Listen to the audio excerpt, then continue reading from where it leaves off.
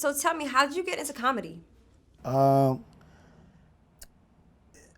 so this is an interesting story. Like the Chicago Sun-Times newspaper, every Friday they used to put a list of like art stuff that happened in Chicago. So it'll be a comedy club list, it'll be theater plays, or just a bunch of just art stuff. And I used to always look at the comedy listings, just saying, all right, when I get out of high school, I'm gonna show up in one of these spots.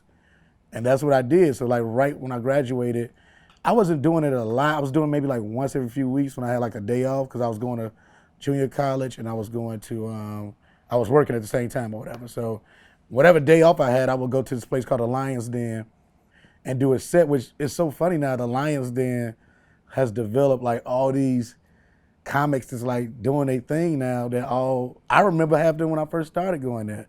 I was going there when I was like 19. Yeah. And then you said, I remember like watching an interview or listening to it actually. You talked about reciting a similar joke that was already done on Yeah, another I did TV it. show. But it's so funny. I did it at Entis, and that's so funny when you first start. I think, especially if you're a comedy fan, at some point you got to figure out how to separate yourself from what you already heard before. You know what I mean? So like, it was an all good joke that I was doing that Damon Williams did first, and I didn't know. So I'm doing a joke at this club, and he hosted the show. It's his show, and I'm wondering why it's not doing good. Like, hey man, this joke kills everywhere else. And they're like, cause it's Damon's joke, bro.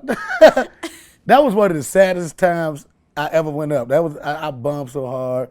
I ain't had no facial hair in. They like, get your young ass off stage. You a baby, motherfucker. You know what I mean? Like, it was that. So, and then the DJ, he played Someone Please Call 911 at the end of my set. Was the saddest walk off stage. And it was a long stage. So you got Someone Please Call 911. Audience cheering. You want to cry, but you know, you can't do it in front of people. I just remember going to my seat and just sitting there like this with a grin on my face. Heartbroken. What did Damon Wayans say? Well, Damon Williams was like, this is so funny. This is a funny story. So after the show, right, it was like the weather was bad outside, and me and my homeboy, we was going to a strip club for our first time. This is such a crazy night.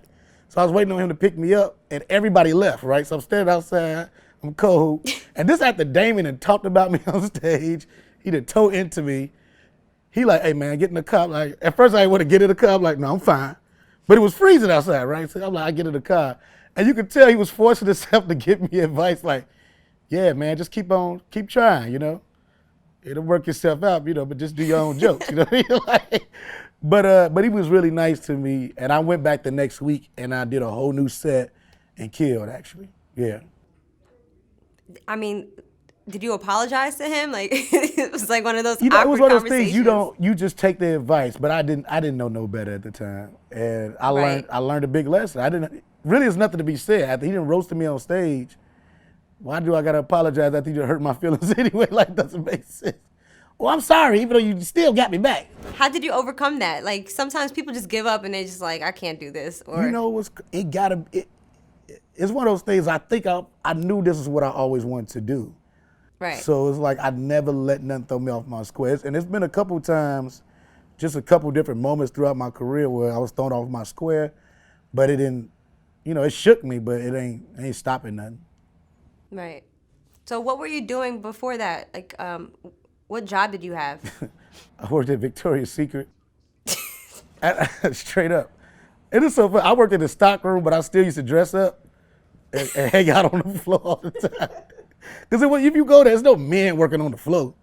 But I still dress real nice because it was a bunch of fine women that worked there. I used to get discounts on lotions. I used to buy girls so many lotions. They used to be like, you so sweet, buy me all this lotion. I used to buy so much pink Victoria's Secret lotion. It's kind of ridiculous, but it was my thing. It was a great job. I mean, you taking out boxes of beautiful underwear and panties. I mean, I want to sound like a creep, man, but it was a good ass job. Just a creepy little man with glasses working at Victoria's Secret. I mean, so that was your big break. That was what you did for a Tell living. you, it was so funny. And that Victoria's Secret, like everybody wanted to do stuff, like be actors and dancers. It was like fame, but Victoria's Secret. Right. So when did you have your first big break? I always say it's a couple breaks, right? So, you know, you got your stand-up break. I think my stand-up break where I knew I could do this is my second time doing Comic View and taped it in Miami and just getting that standing ovation for my first joke. And then even at the end, another standing ovation. That was a big deal because that was like, it was TV, you know what I'm saying? But like as far as like breaking into like acting and everything, when I got casted for the In Living Color reboot is what ended up, when Hollywood started opening the doors for me. So when Keenen Ivory Wayans handpicked me to be a part of this amazing reboot that I guess y'all never see, including me, I guess. But it was so fun doing it. And I'm still mad I ain't seen it yet. I feel like, I don't know why it's such a secret. I don't know why they didn't give they literally only two people that have seen it from what I think is Keenen and the president of Fox.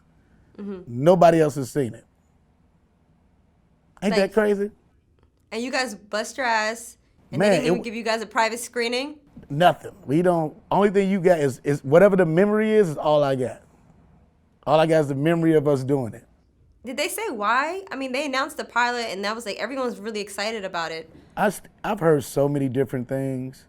And the only thing I know, I remember asking Keenen about it, and it was just more or less like, don't worry about what the reason is, but you're gonna be okay. So I never really got a clear answer on what happened, which is weird because I thought what we did was hilarious. Like I don't know, maybe someday they'll release it if everybody blow up or something, but it was really funny. Right. I was gonna say, you know, it's a lot of pressure because you had Jamie Foxx, you had Jim Carrey, you had all these big stars that, you know, ended up winning Oscars and Grammys, and even J-Lo. She was a fly girl, but she's still like, doing her thing now. Right. Do you think that might have been it? That might have been. I don't think so, nah. Because I'm glad, and it's so funny, just even when people say that, but I'm like, well, look at what the reboot people are doing. Like two of the cast members from that show, we end up getting our own sketch series, Friends of the People, on True TV. That's from that. And then now, you know, I'm on Carmichael's show and Netflix and all this other stuff. Jermaine Fowler just got his CBS show picked up for 13 episodes. Jennifer Bartels is doing some stuff on ABC. Like, so everybody's doing stuff. It's just, it could have been a time. And I think, I've heard that they're thinking about rebooting it, which is crazy, but I've heard that. And it might be a good time for it now, especially with Key and Peele leaving.